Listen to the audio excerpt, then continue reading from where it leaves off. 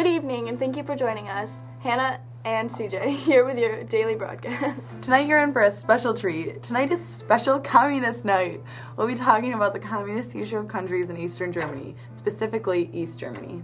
We will examine all aspects of the rise, including a special report on East Germany 10 years before the rise of communism and the resulting years. We will also look at the economic, political, and social conditions that contributed to the communist takeover.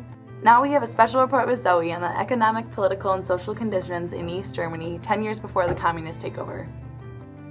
Hi, this is Zoe Crowley reporting on social, political, and economic conditions in East Germany 10 years before the communists took over in 1949.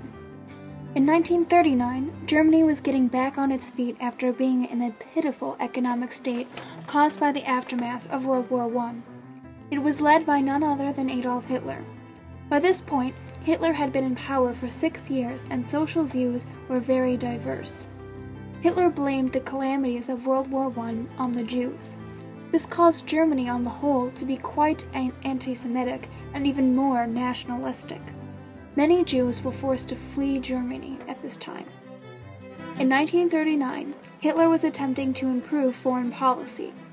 He made the Pact of Steel with Italy and the Nazi-Soviet Pact with Russia. He also invaded Czechoslovakia and Poland.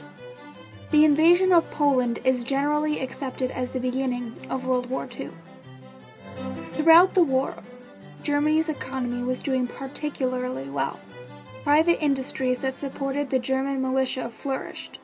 Germany succeeded in isolating themselves economically from the global market and still did well. Its economy was mainly sustained by the exploitation of people in areas they had conquered. When Germany lost the war, the entire country was in ruins and had to be rebuilt from the ground up. Social and economic conditions were dismal. The Germans' land and homes had been completely destroyed. There was no food and no water. Inflation was sky high yet again. In the years to come, a man named Ludwig Erhard came into the picture and made his goal to introduce a new German economy, which included a new currency. He also abolished many Nazi policies in attempts to make it a freer economy. The new currency, the Deutschmark, was a huge success, and Erhard's work was used to establish the economy of West Germany. I'm Zoe Crowley, and back to you. Thanks for that very interesting report, Zoe. Now we move over to Justine with a report on the rise to power of communism in East Germany. Over to you, Justine. Thank you, Hannah. After the Allied victory in World War II, the Soviets had a very large advantage. The communist ideology experienced tremendous growth following the end of the war. In East Germany, the Socialist Unity Party was formed from the remnants of the Social Democratic Party of Germany, also known as the SPD. The SPD was founded in early 1946 and began to occupy Berlin.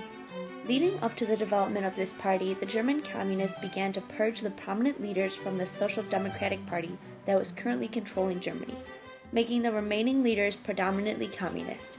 This helped push East Germany towards communism. This was a rise of communism from above in East Germany. This party was founded by Wilhelm Pieck and Walter Ulbricht, two famous communists that avoided Nazi purges by hiding in the Soviet Union during World War II. And that's how the communists were able to rise to power in East Germany. Alright, back to you, Hannah. That's very interesting, Justine. Thanks. When communism came to East Germany, it wasn't going to leave without a fight. As Justine said previously, Wilhelm Pieck was the leader of the SED and the first and only president of East Germany when it was first formed. After 1950, the real power rested with Walter Ulbricht, first secretary of the Socialist Unity Party. The Socialist Unity Party was a communist party with a Marxist ideology. The Socialist Unity Party failed to understand the growing discontent among the population of East Germany considering its policies, particularly those in the areas of economics, personal liberty, and the freedom to travel, which eventually led to the party's downfall in the fall of 1989. For example, in 1950, the Congress for the SED met for the third time. At this Congress, they placed a greater emphasis on the industrial expansion of East Germany. This meant the creation of policies that not all East Germans agreed with. Many people felt that the SED was just a tool of Russian occupation and force, rather than a German political party. In the years following the communist takeover, the differences between East and West Germany became very apparent. Since the German split remained so long, there were still many differences in the lifestyles of East and West Germans. The economy has struggled since reunification, and there is still a tax placed on West Germans to help pay for the failure of the Eastern Germany economy. To summarize, the communist takeover was one from above. It was founded by the leaders of separate political parties in an effort to unify their parties. This led to the rise of the communist ideologies in East Germany and unhappiness among the people. The presence of communism in East Germany led to differences that could never be repaired. And that's all the time we have for today. Tune in next week for our special on West Germany.